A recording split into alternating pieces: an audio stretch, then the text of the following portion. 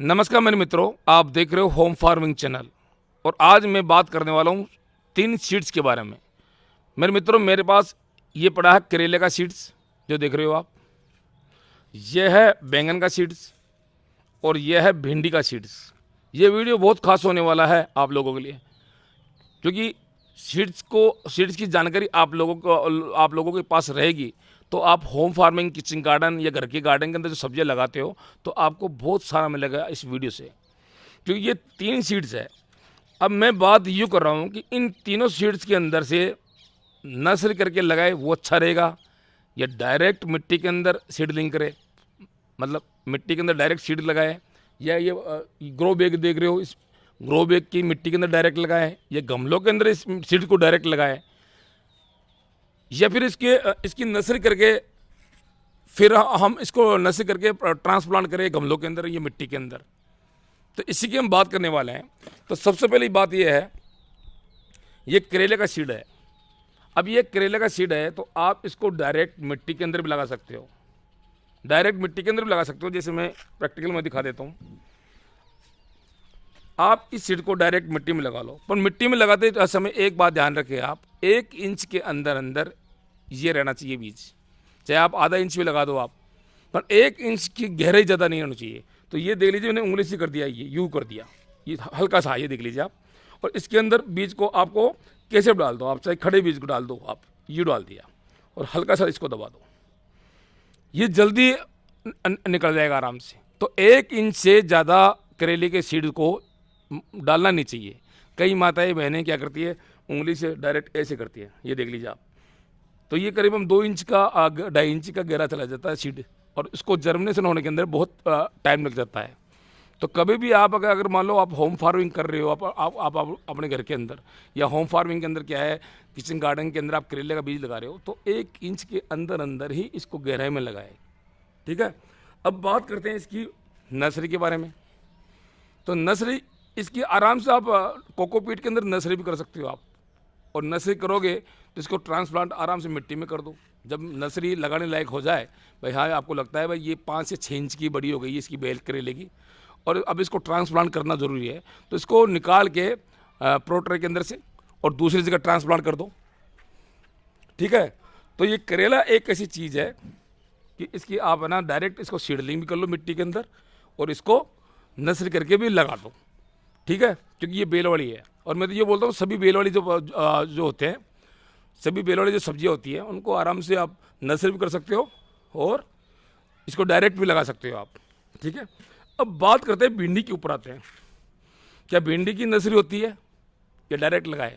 देखो मेरे मित्रों, बात यह है, भिंडी को आप डायरेक्ट लगाओ। आप भिंडी को आप कैसे भी लगा दो, चाहे प्रोट्रे में लगा दो, सॉरी आप चाहे प्लास्टिक की जो ये बेड देख रहे हो ना आप, ये बेड में लगा दो, चाहे डायरेक्ट मिट्टी के अंदर लगा दो डायरेक्ट, या गमलों के अंदर लगा दो, कहीं पर भी ये भिंडी ईजिली तौर पे मतलब जर्मिनेशन होगा और आपको अच्छी गार्डन के अंदर भिंडी भी देखने को मिलेगी।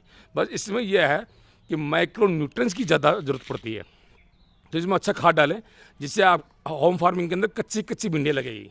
ये भी एक इम्पोर्टेंट बात बता रहा हूँ आप लोगों को मैं। अब सवाल ये आता है बैंगन का।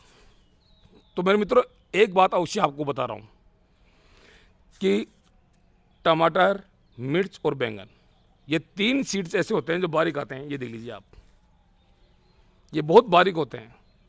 तो इनको डायरेक्ट सीडलिंग मिट्टी में कर रहे हो आप, इसको डायरेक्ट अगर मिट्टी में लगा रहे हो या किसी गमलों में लगा रहे हो, है ना, तो इसको क्या है कि सावधानी से लगाए। इसका को आप जब लगाते हो मिट्टी के अंदर डायरेक्ट, तो इसका आधा भरोसा रहता है ये अंकुरित हो भी जाए या ना भी हो, क्योंकि इसको आप नर्सरी करके लगाओगे ना आप तो ही अच्छा रहेगा। अगर इसकी नर्सरी करो आराम से, इस तरह की आप प्रोट्रे ले लो आप प्लास्टिक की, इसमें 98 ब्लॉक आते हैं, ये छेद ये देख रहे हो आप, और कोकोपीट मेरे सामने पड़ा है, कोकोपीट भिगो लो आप, और कोकोपीट भिगो के और इसके अंदर ही आप इसकी नर्सरी तैयार करो आप।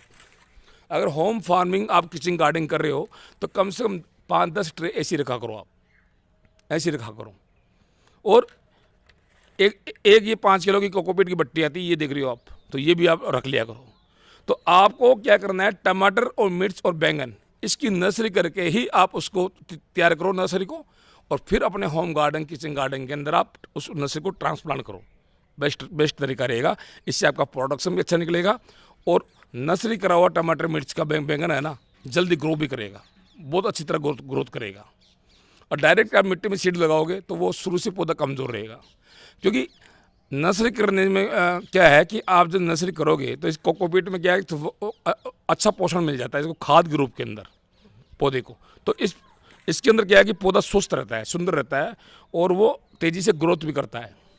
तो जब भी आप टमाटर, मिर्च और बैंगन आप अपने किचन गार्डन में आप लगाने की तैयारी कर रहे हो तो डायरेक्ट आप सीडलिंग ना करें। डायरेक्ट सीडलिंग में कर लो, कोई दिक्कत नहीं है। पर डायरेक्ट सीडलिंग हम जैसे एक्सपर्ट जो आदमी होते हैं, अनुभवी आदमी, वो करते हैं। क्योंकि हमें पता रहता है भाई इसमें पौधे में क्या कमी है क्या नहीं है, तो हम इसका इलाज कर लेते हैं और वो पौधा सुरक्षित रहता है और ज़्यादा अच्छा प्रोडक्शन देता है। कई माताएं बहनें हैं तो उनको पता नहीं रहता है, तो वो पौधा क्या शुरू से बीमार चलता रहता है और कभी कभार तो पौधे भी खत्म हो जाते हैं।